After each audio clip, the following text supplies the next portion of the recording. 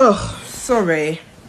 I just came back from my job in Harrods. I am officially that babe. Where does your mum work? Where does your dad work?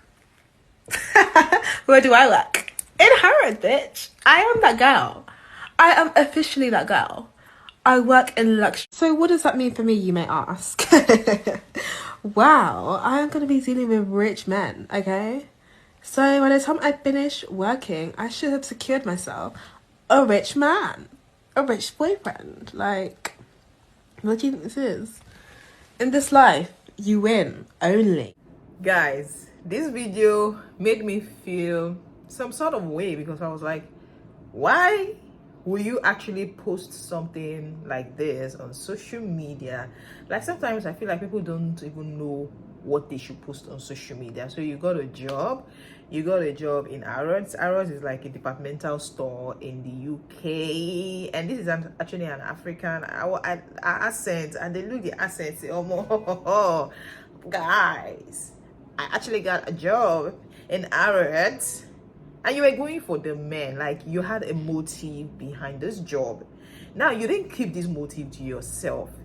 You had the guts to bring it on social media. You went to talk about what your intentions after getting the job, that your intentions is to get a man, so that you can, like, I was like,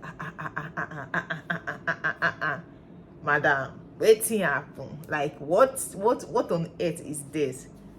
Then what happened is, let me speak like you. Your video was sent to your employers, and what happened? She got fired. She still came back on social media to tell us that she was fired and she has learned a couple of lessons from it. She's not gonna do it again, and all that and all that. But wait. Let's just. I know I'm trying to sound hilarious here, but this is actually not funny. There are certain things we don't bring on social media. Even we content creators, we who do lifestyle, and it's just in out of 24 hours, a content creator or a YouTuber or a vlogger just shows you like 1 hour out of their day. It's not everything they come out to tell you.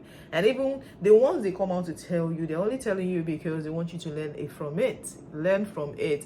It's not for you to come and mock. Somebody can tell you about their maybe medical history or journey, some kind of journeys. They can talk about it, but they are telling you that journey when they have succeeded. For example, let me give you a very good instance. So content creators or vloggers, whatever we are posting on social media is something that must have happened sometimes a month ago, weeks ago, sometimes days ago. It's not what is happening like immediately right now in my house.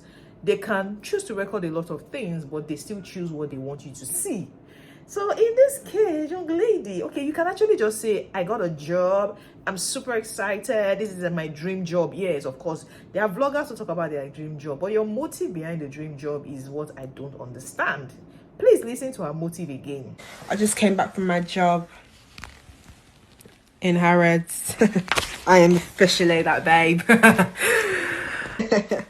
Wow, I am going to be dealing with rich men, okay? So by the time I finish working, I should have secured myself a rich man, a rich boyfriend. Like, what do you think this is? In this life, you win only. So guys, can you hear that? She actually came out to tell us that she wanted the job because of men. No, there's no employer that will hear that will want you to stay, because you're going to ruin their brand. You're going to ruin their reputation. By the time you're a staff, you're coming all out for such a thing. And it just tells me how some people are actually brought up, sometimes their environment, the things they were exposed to. Because I don't understand. You're so well dressed, you look so good, and your intentions or what is in your mind, because that's why the Bible tells us that the heart of man is desperately wicked, is for you to go and hunt certain people. And people who are desperate like this can actually do anything. They can do anything. Bring down their fellow colleagues, lie, cheat, do all sorts of things to ensure that they get what they want. So of course, people like this, you just have to run away from them. Well, unfortunately for her, she actually lost the job because nobody, even you as an employer, somebody's telling you that they are coming for your client, or oh, I got a job with you. They get a job with you and they bring it on social media and tell you that, oh, the men are now mine and this and that. And you tell her, please, the way out. You show her the way out immediately. So I'm not even going to blame. Nobody should even come here and say, oh, that was too harsh on them. Why would they do that to her? Why did they do that to her? Guys, your brand, the name of your brand is not what anybody wants to toy with. Nobody tries to toy with that. So I'm not going to blame them. So she has learned that it's not everything you bring on social media. Before I even did my first shift, I got fired. Someone must have sent the video, because I don't know how they would have found it. But yeah, I never worked in Harrods, to be fair. I took that video after I attended the induction, so I never actually even worked my first shift. I never even visited the shop because it was in the headquarters. So yeah, that was really sad. As much as you see content creators, you see vloggers, anything they are showing you here, they're not showing you real time. They are showing you a month, 2 months, 3 months. They've just imagine somebody telling you, oh, relocating to the UK.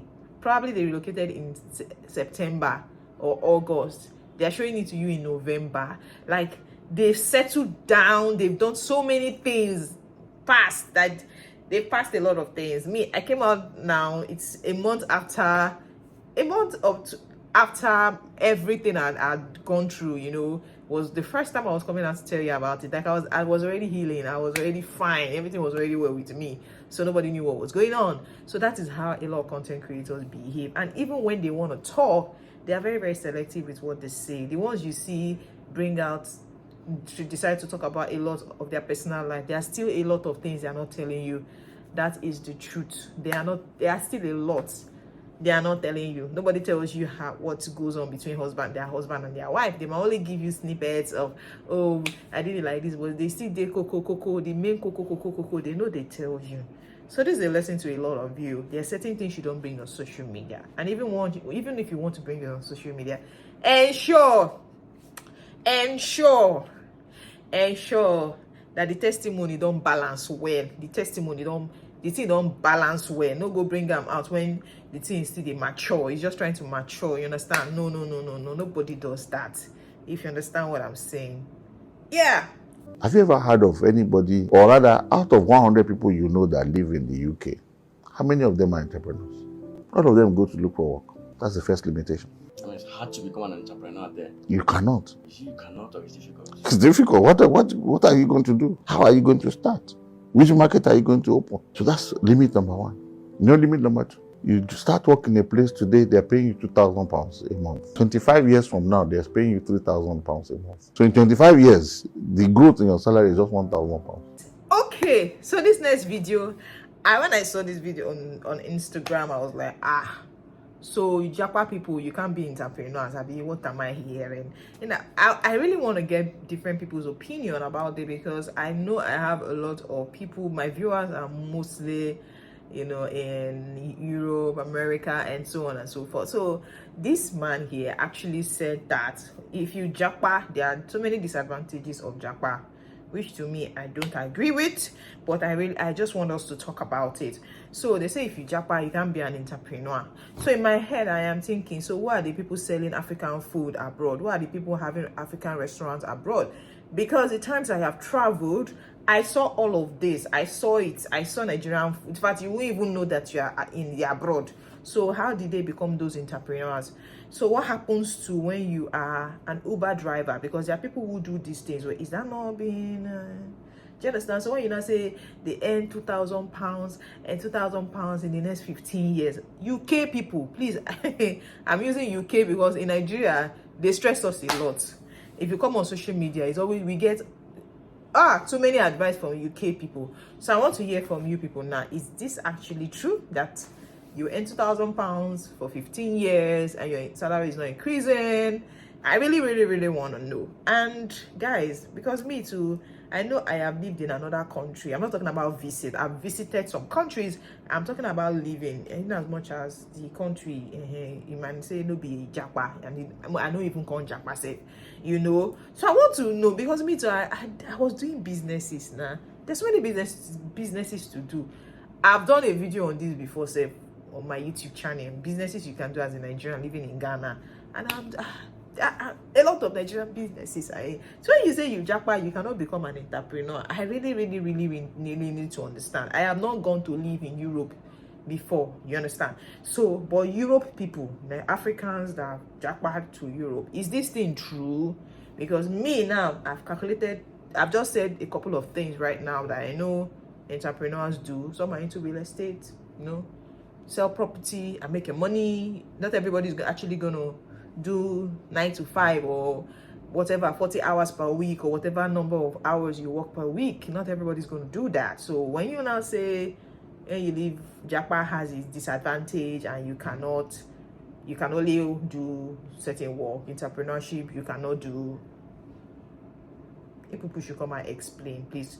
I need explanation on this thing. Probably I didn't understand it very, very well, but to an extent I know this man is not, he might have, probably in those countries he's talking about, because even in the US, Nigerians, there are people who their work is to, what's it called, their logistics company, called logistics, you know. So that's an entrepreneur. Can be living in the US and you want to bring what's it called, food stuff and so on and so forth from Nigeria. There are a lot of people even doing these things right now. So when you now say you cannot become an entrepreneur, you can't become an entrepreneur, how? I really need explanation, because the Nigerians japa pass, and the Nigerians where they japa, not be all of them. Not every one of them is doing white collar job. There are still a lot of them that are entrepreneurs, because they still need to solve problems of Nigerians over there. You can't become an entrepreneur. So how come they usually tell people that have a skill before you travel outside the country? Isn't it? They always tell you have a skill. A skill, I mean, ensure you know how to barb hair. You're a barber. Ensure you're a hairdresser. Ensure there are so many things. You're a fashion designer. Yes, they usually say you're a fashion designer. Great. These are their skills. They tell you that ensure you have certain skills before you japa, so that it will help you. So I really do not understand. So UK and US, or everybody, all our viewers from all over the world, is it actually saying the truth that you cannot be an entrepreneur? I really need to understand. But I've given my own opinion. I also want to hear from you guys about this whole thing, if it is true or not. Guys, there's another video, probably that will be in another. Just subscribe if you're watching this video for the first time, or if you're seeing me for the first time, please subscribe to my channel, turn on your notification button, so that anytime I drop videos, you'll be amongst the first to see. So what have you learned from the young lady who came all out there to talk about a job in the UK, working in Harrods, and she talked about the motive behind why she got the job, or what she intends doing on the job? And this other video telling us that you cannot please explain that you cannot be an entrepreneur if you japa. I understand the other things he was trying to say about cost of living. It is true, but you can make it. Cost of living, when you keep saying cost of living is high, is it not getting high too in Africa? Africa is no longer cheap. For those of you that fuel in Nigeria is 600 naira.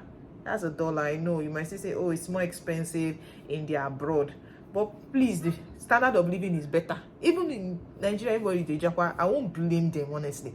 Even in Ghana, I used to think that this thing was just a Nigerian thing. Even in Ghana, all of them are japa.